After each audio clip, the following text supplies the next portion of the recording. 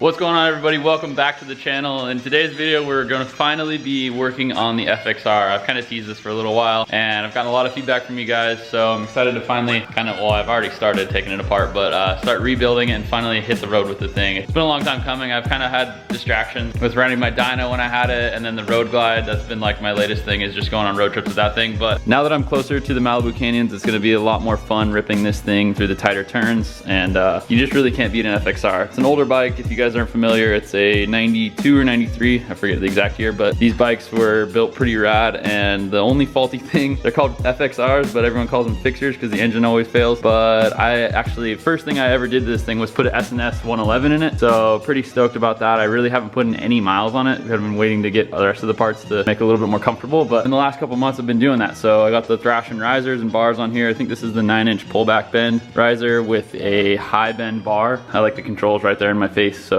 I don't know, it's kind of personal preference. And then I have the Thrashin foot pegs, as well as the Thrashin, I think this is the AR exhaust. I forget the model names, but anyways, a little bit of Thrashin dress up stuff here and there. Still waiting on a couple more pieces to be back in stock from my buddy Lance. He always hooks it up. But you see I got the front wheel off because I am installing these Race Tech spring replacements for the forks. I think they're like air right now. I'm not exactly sure how it works, but gotta put those in. That's to come. I have the Fox shocks, which I'll be installing today. I got a bunch of new ARP bolt kits from Fueling. These guys hooked it up, so I'm super stoked to have this on the bike. Very organized too. I already kind of unboxed it, but everything's kind of listed in there, and then everything is in its own baggie. So super stoked with that. I love the look of the 12 point, so we went 12 point on this thing. So first things first, I'm gonna throw the Fox shocks on. I'm gonna use the ARP headwear provided by Fueling. The reason I'm gonna be doing that is because it's kind of bugging me that this thing's up in the air the way it is, and I really wanna pull off that back wheel because I've got a fresh set of Dunlops over here ready to be mounted up. So we'll go ahead and kind of throw this on a tripod, show you guys what it's like to install these ARP bolts onto those Fox shocks.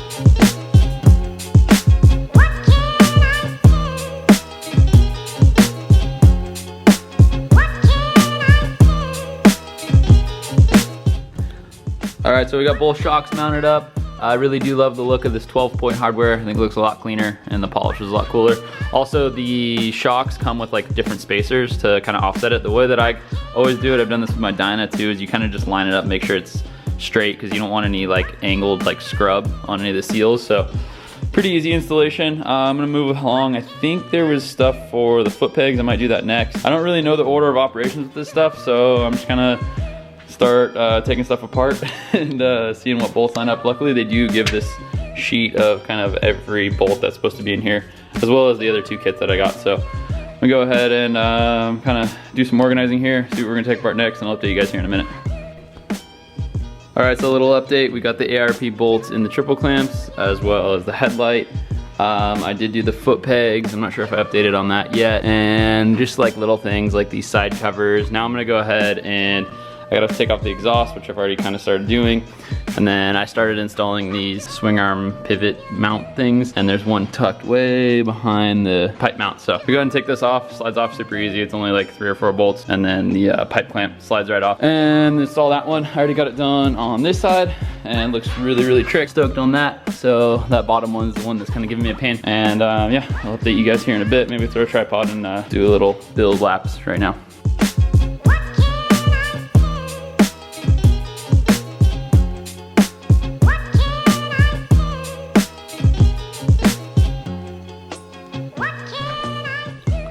All right, so there it is, got the bottom bolt installed. I didn't even fully take off this pipe mount. I just undid these two, and then the third one's pretty hard to get to, so just let it drop like that so I could get to the bolt. Pretty simple though. Honestly, this is covering this, so you really don't see this bolt anyways, but just knowing that it's there is gonna bug me, so had to take the time out to put that thing in. Continuing on, I'm just gonna go ahead and keep going through this sheet and the list and just kind of taking stuff off and seeing how it goes. It's pretty simple and honestly pretty self-explanatory. You just gotta kind of find your way through it. There's no real instructions, but I think any decent mechanic can pull this off. All right, so we got this thing all ready to rip. I got pretty much all the ARP stuff on. I just haven't done the engine, primary, or trans yet, but I'll save that for a later day. Got the shocks on, got new tires. Actually just put new throttle cables on it because I wasn't really happy with the stock ones. They're pretty crusty. So last thing to do is take it for a test ride. So I'm gonna go ahead and mount up my GoPro and take this thing for a little spin. and I'll show you guys some of the canyons that I live pretty close by to.